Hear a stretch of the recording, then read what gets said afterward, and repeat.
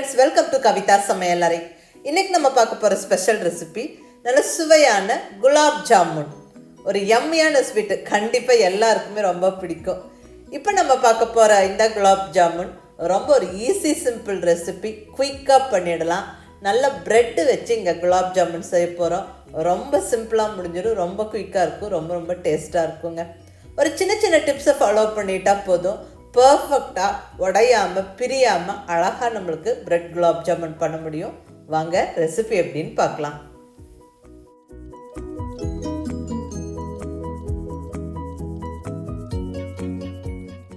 இப்போ இங்கே ஃபஸ்ட்டு ஸ்டெப்பாக நம்ம சர்க்கரை பாகு ரெடி பண்ணிடலாங்க. இங்கே ஸ்டவ்வில் ஒரு பேன் வச்சு ஒரு 3/4 கப் அளவுக்கு சர்க்கரை சேர்த்துக்கிறேன். அதாவது கிட்டத்தட்ட ஒரு 150 கிராம் சுகர் சேர்த்துருக்கிறேன். கூடவே அதே ஈக்குவல் குவான்டிட்டிக்கு தண்ணி விட்டாச்சு, 3/4 கப்பு தண்ணி விட்டாச்சு. இந்த சர்க்கரை பாகு நல்லா கொதிக்கணும். இப்போ 2 ஏலக்காவை பிரித்து உள்ள சேர்த்துடலாம், நல்ல வாசனைக்காக. நல்லா இந்த சர்க்கரை பாகு மினிமம் ஒரு 4-5 நிமிஷம் கொதிக்கணுங்க. அந்த கொதித்து வரும்போது தான் அந்த பிசுக்கு பதம் வந்து நம்மளுக்கு அந்த கம்பி பதம் வரக்கு ஸ்டார்ட் ஆகும்போது நம்ம ஸ்டவ் ஆஃப் பண்ணிடணும். பாகு இப்படி கையில் எடுத்து நம்ம தொட்டு பார்க்கும்போது பிசு பிசுன்னு இருக்கணும். விரலுக்கு நடுவில் இப்படி இழுக்கும்போது அந்த கம்பி பதம் வர ஸ்டார்ட் ஆகுது இல்லைங்களா, பட் ஃபுல்லாக வரல, பிரேக் ஆகுது. போதும், இந்த ஸ்டேஜில் நம்ம ஆஃப் பண்ணிடணும். இப்போ இந்த ஸ்டேஜில் எலுமிச்சம்பழ ஜூஸ் ஒரு 4-5 சொட்டு சேர்த்துக்கலாங்க. இது வந்து சர்க்கரை பாகு ஆறுனதுக்கு அப்புறமும் சர்க்கரை கட்டி கட்டியாக ஆகாமல் இருக்கிறதுக்கு நம்மளுக்கு சேர்த்துக்கிறோம். அவ்வளோதான், சர்க்கரை பாகு ரெடி. ஸ்டவ் ஆஃப் பண்ணிடலாம். அடுத்தது ப்ரெட்டு. இங்கே 8 ஸ்லைஸு ஸ்வீட் ப்ரெட் எடுத்துருக்கிறேன். இந்த ப்ரெட் குலாப் ஜாமுன் செய்யறதுக்கு நம்ம ஸ்வீட் ப்ரெட்டு தான் யூஸ் பண்ணணும். மற்ற ப்ரெட்டு, அதாவது வீட் ப்ரெட், அதெல்லாம் வந்து அவ்வளோ டேஸ்ட்டு தராது. ஸோ நல்லா இந்த ப்ரெட்டில் இருக்க இப்போ ஓரங்களெல்லாம் கட் பண்ணி எடுத்துடலாம். அந்த சைடில் இருக்கிற அந்த ப்ரௌன் பார்ட்டை நம்ம எடுத்துடலாம்.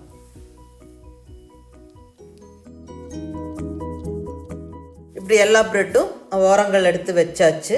இதை சின்ன சின்ன பீசஸாக கட் பண்ணி ஒரு மிக்ஸி ஜாரில் சேர்த்து விட்டு அப்படியே ரஃபாக பொடிச்சு எடுத்துடலாங்க.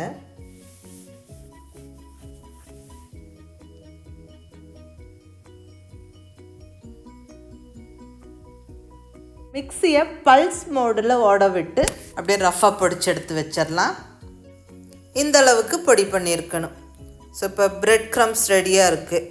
இதை ஒரு பவுலில் ட்ரான்ஸ்ஃபர் பண்ணிடலாம். அடுத்தது இதில் நல்லா பால் விட்டு பிசைஞ்சுக்கணுங்க. இங்கே ஒரு சின்ன கப் அளவுக்கு பால் எடுத்துருக்கிறேன், பட் இவ்வளவும் தேவைப்படாது. கொஞ்சம் கொஞ்சமாக விட்டு பிசைஞ்சுக்கோங்க. நல்லா கெட்டியாக மாவு பிசையணும், லூஸாக இருக்கக்கூடாது.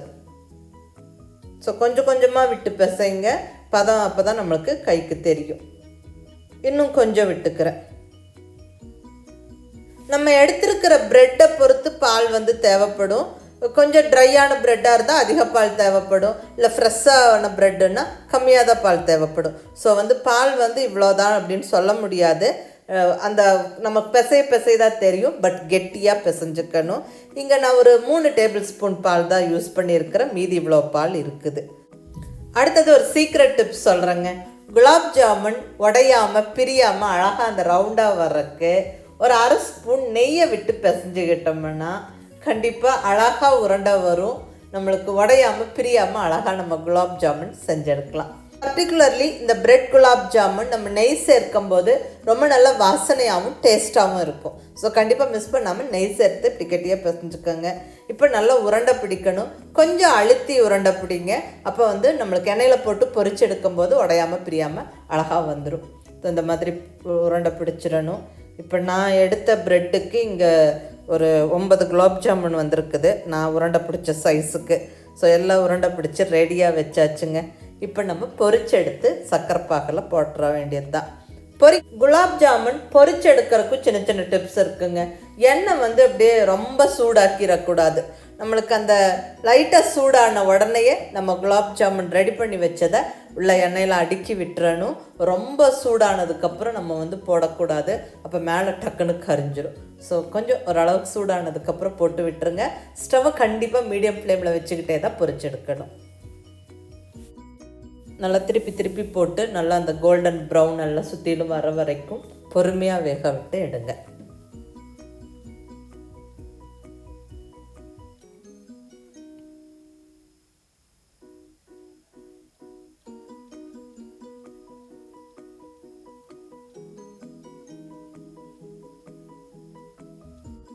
அவ்வளோதான், நல்லா அந்த ப்ரௌன் கலர் வந்துருச்சு.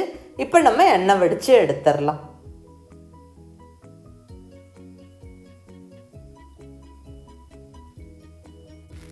எடுத்து நம்ம ஆல்ரெடி ரெடி பண்ணி ரெடியாக வச்சுருக்கிற சர்க்கரை பாக்கில் போட்டு விட்டு நல்ல ஒரு 15-20 நிமிஷம் ஊற விட்டு எடுத்து சாப்பிட்டா அவ்வளோதாங்க, சுவையான பிரெட் குலாப் ஜாமுன் ஜம்முன்னு ரெடி ஆயிடுச்சு.